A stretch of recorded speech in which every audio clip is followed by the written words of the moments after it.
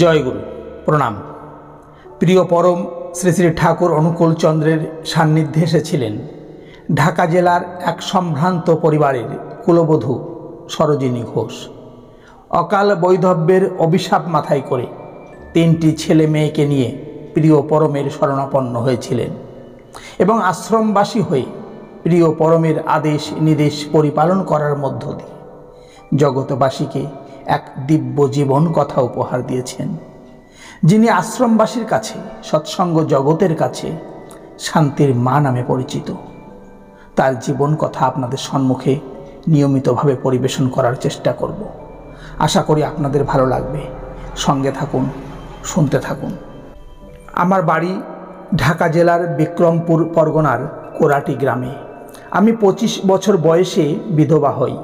তখন আমার বড় ছেলের বয়স 6 বৎসর, ছোট ছেলের বয়স 3 বৎসর এবং আমি 9 মাসের গর্ভবতী।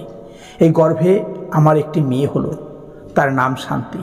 ওই মেয়ের নাম অনুসারে আমাকে সবাই শান্তির মা বলে ডাকে। আমাদের পুরোহিত বংশের ছেলে শ্রী ত্রৈলোক্যনাথ চক্রবর্তী তখন হরিসভায় বক্তৃতা দিয়ে বেড়াতেন। কুষ্টিয়ায় বিশ্বগুরু উৎসবের সময় তিনি শ্রী শ্রী ঠাকুরের শিষ্যত্ব গ্রহণ করেন এবং শ্রী শ্রী ঠাকুর তাকে নাম প্রচারের জন্য আদেশ করেন।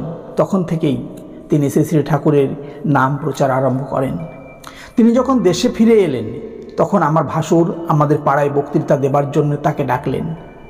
আমরা 110 ঘর জ্ঞাতি ওই পাড়ায় বাস করতাম। তৈলক্য বাবা বক্তৃতা প্রসঙ্গে শ্রী শ্রী ঠাকুরের ভাবধারা বিবৃত করেন। তিনি বলেন যে বিশ্বগুরু আমাদের পাপ তাপ দূর করার জন্য ধরাধামে অবতীর্ণ হয়েছেন। তার মুখে শ্রী শ্রী ঠাকুরের কথা শুনে আমি দীক্ষা নেওয়ার জন্য পাগল প্রায় হলাম। তখন তৈলক্য বাবা আমাকে দীক্ষা দিলেন। আমার জ্ঞাতিরা এই দীক্ষায় বাধা দিতে এলেন। তারা বললেন, কুলগুরু ছাড়া অন্য কারো কাছ থেকে দীক্ষা নেওয়া হতে পারে না। তুমি যদি অন্যত্র দীক্ষা লও তবে তোমার সাথে আমাদের কোনো সম্পর্ক থাকবে না। তোমাদের অসুখ বিসুখে বিপদে আপদে আমাদের কোনো সাহায্য পাবে না। আমি 2টো নাবালক ছেলে ও একটি মেয়ে নিয়ে অসহায়া বিধবা।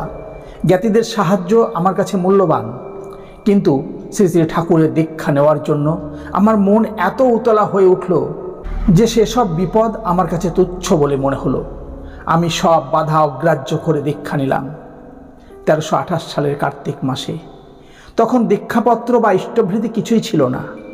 ত্রৈলোক্য বাবা আমাকে দীক্ষা দিলেন এবং শ্রী শ্রী ঠাকুরের ছোট্ট একটি লকেট ফটো দিলেন। আমি নাম ধ্যানে মেতে উঠলাম। জ্ঞাতি বন্ধু বান্ধবদের সাথে সম্পর্ক এক প্রকার বিচ্ছিন্নই হলো। আমি নিয়মিত নাম ধ্যান করতে লাগলাম। মাঝে মাঝে ধ্যান করতে করতে দেখতে পেতাম যে এক বিরাট মূর্তি সেই ফটো থেকে বের হয়ে আমার সামনে উপস্থিত হয়েছেন। চলতে ফিরতে ঘুমোতে সব সময়ই মনে হতো শ্রী শ্রী ঠাকুর আমার সাথে রয়েছেন। আমি তখনও শ্রী শ্রী ঠাকুরকে চাক্ষুষ দেখিনি। এইভাবে 6 বৎসর কাটল। একদিন শুনলাম যে তৈলক্য বাবা পাবনা জেলায় হিমায়তপুর গ্রামে যাবেন শ্রী শ্রী ঠাকুর দর্শনে সাঙ্গ পাঙ্গ নিয়ে। আমি সে কথা শুনে তার সাথে যেতে চাইলাম, কিন্তু আমি গাড়ি ভাড়া কোথায় পাবো? তখন মাত্র 3 টাকা হলেই ঢাকা থেকে হিমায়তপুর যাওয়া যেত।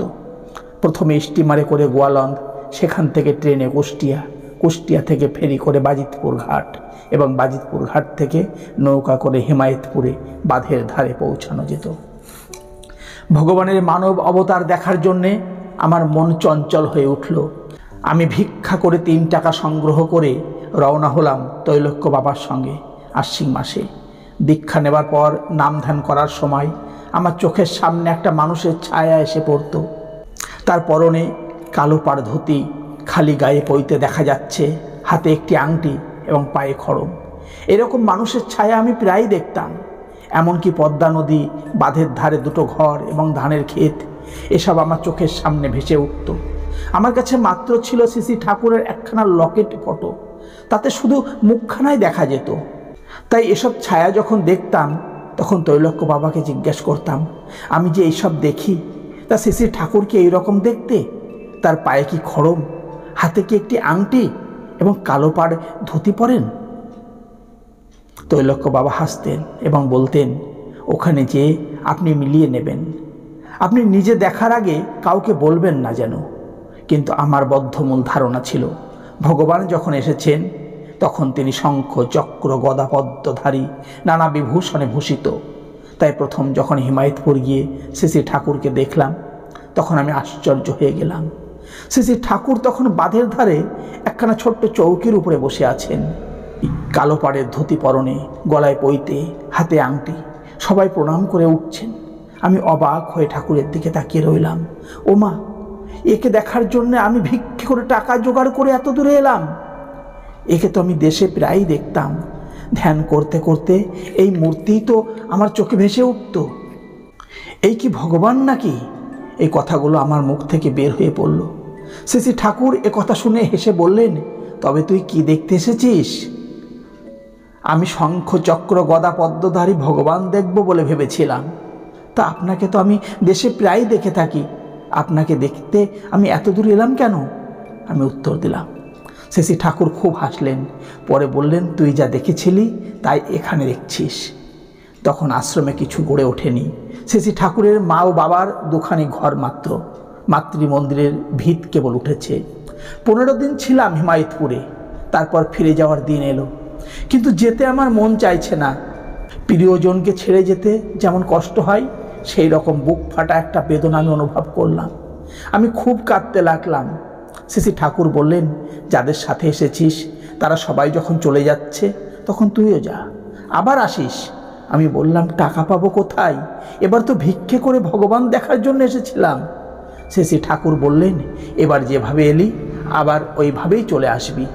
কাঁদতে কাঁদতে শ্রী শ্রী ঠাকুরের কাছ থেকে বিদায় নিলাম। আজকের মতো এই পর্যন্তই। পরবর্তী অংশ নিয়ে খুব শিগগির ফিরে আসছি। জয়গুরু, বন্দে পুরুষোত্তম।